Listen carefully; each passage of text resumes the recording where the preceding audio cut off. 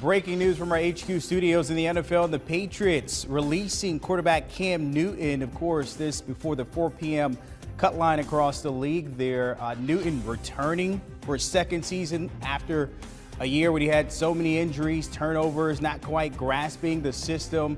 But now out the door, opening the door, though, for Mac Jones when it comes to QB1 in New England there. Taking a look at the numbers from the preseason, we thought we had a battle between these two, the vet and the rookie, of course. New England taking Mac Jones 15 overall in this past draft. You see it there, the numbers not quite that different, but Mac Jones looks like he's going to be QB1 for the Patriots in Week 1 this upcoming season. Let's bring in Jonathan Jones, who can confirm this news with Cam Newton out the door with New England. A little shocking here to see this. We thought Newton could be Week 1 starter for the Patriots, but that's not going to be the case, JJ. No, it is a little surprising, certainly considering the depth that the New England Patriots have at the quarterback position. This obviously means that Brian Hoyer is the backup quarterback. I'm not going to consider Jared Stidham there as number 2, but Mac Jones, obviously the headline here, Mac Jones, a starter. The first-round pick for Bill Belichick, becoming the starter for the New England Patriots. But, yeah, the Cam Newton news is surprising, Brandon. You touched on it a little bit. Last season, he struggled with turnovers. He struggled with throwing the football down the field as the season got later and later because of his shoulder issues that have been persistent over the years. He battled with COVID and talked a lot about how it set him back there in Week 4 and moving forward. But a second year in the system, and there he is with Josh McDaniels and his teammates enjoying his leadership in the locker room, dancing on the field, getting the starts in all of the exhibitions and getting, not that many snaps with the first team because he had such a body of work. That's something that Bill Belichick talked about yesterday in his press conference where, Mac Jones got the lion's share of snaps when you compare the two over the 3 exhibitions, but Cam Newton always rolled out there with the ones, normally had 1 reps in practice, 9-10 years in the NFL, an MVP, not that too far off behind him in that rearview mirror. And so, did Mac Jones outplay Cam Newton? I think that a reasonable person can argue that Mac Jones did outplay Cam Newton, even though he was playing against mostly second stringers in his time out there. They both had ups and downs when they went out there with the ones. And so I'll leave that to the folks who were there every single day. I'll leave that to the coaches who obviously made this decision on Cam over Mac Jones. But considering the fact that their quarterback depth in a season where, as we have seen time and again, any player, vaccinated or unvaccinated, can go on the COVID-19 list at really any moment, I am surprised that the Patriots are deciding, we are a better football team without Cam Newton in the quarterback room than with Cam Newton in the quarterback room. I'm not totally surprised that they're rolling with Mac Jones in Week 1. Slightly surprised. I probably would have gone with Cam based off of the body of work. But I am surprised that they have decided that their top 53 does not include Cam Newton.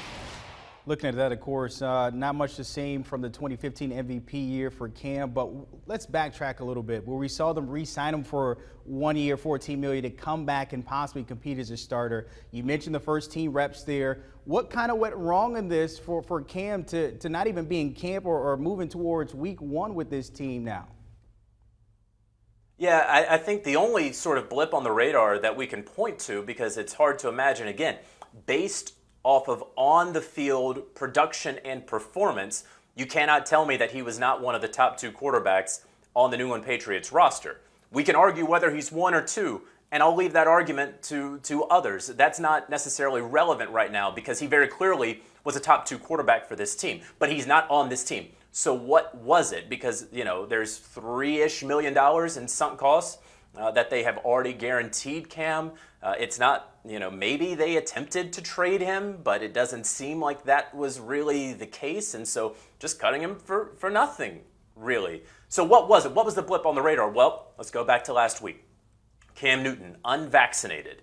Cam Newton having to sit out 5 days of a very important week of practice when the New England Patriots went up against the New York Giants in joint practice. He missed the first day of that joint practice. He rejoined on that Thursday. Didn't really seem like he missed a beat. And then against the Giants in that exhibition over the weekend, appeared to play pretty well. He had an interception. I talked about this on Twitter yesterday, that I thought that it's going to show up as an interception on the stat sheet, but it was an incredible 40-yard throw on a rope up the seam, just got taken away from the receiver by Blake Martinez. But your greatest ability is your availability. And Cam Newton, who as recently as last week was unvaccinated,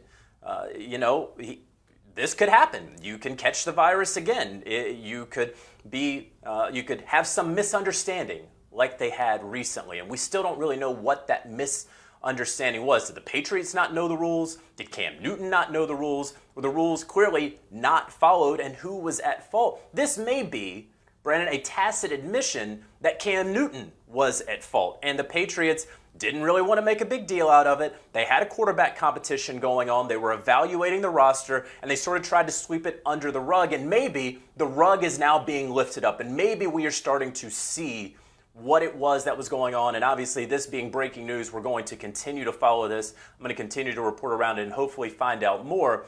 But if you're looking for anything, any sort of signal or sign over the past month, that would be the one obvious one that would show that the New England Patriots believe that what was best for the team, what was in the best interest of this organization and franchise, was that Cam Newton was not on the roster. Of course, Cam is 32. As you mentioned, this is still very fresh. But if we're looking ahead, I'm assuming he wants to continue to play on. Is there any opportunity out there? I think we can both agree that Cam is better than most of these backups across the league. But is there any chance he can land somewhere in the next coming days before the season starts here? You know, it's difficult for me to imagine that he wouldn't end up on a team. Obviously, a team wouldn't want to have to guarantee his entire salary for the 2021 season. So it's not going to surprise me if Cam Newton hangs out there for a couple of weeks until we get into week one, or really into week two, where a team can sign him and it's sort of a pay-as-you-go sort of plan. There's no team out there with obvious injuries to their starting quarterback that would bring in a Cam Newton.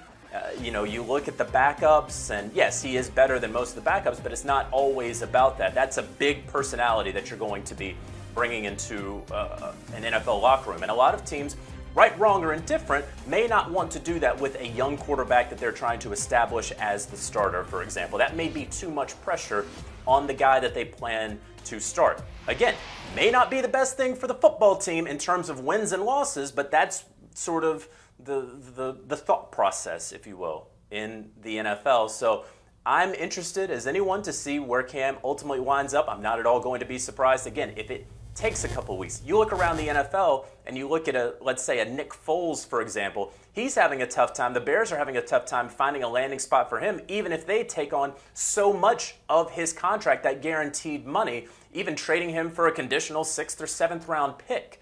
And so if Nick Foles can't really find a spot right now, and Cam Newton is a better quarterback than Nick Foles, but if there aren't many backup options out there, I believe it's going to be difficult for Cam Newton to find a landing spot. It may have to happen after, unfortunately, there are some injuries that occur across the league. And certainly, I do believe that nothing's going to happen quickly unless there is a team that absolutely fell head over heels in love with Cam Newton. And as I'm talking and I'm thinking this through, maybe it's a Washington football team, a reunion with Ron Rivera there in Washington. Yeah, they have Ryan Fitzpatrick, whom they just announced as the Week 1 starter. They have a couple of other guys back there that could help the team, but who is the most talented quarterback? If Cam Newton comes into that room, it would then be Cam Newton, a guy who would be somewhat familiar with that offensive system. So if I'm having to pick a place, just like last year, I thought that the Washington football team, that they were the front runners for Cam before the New England Patriots surprised everyone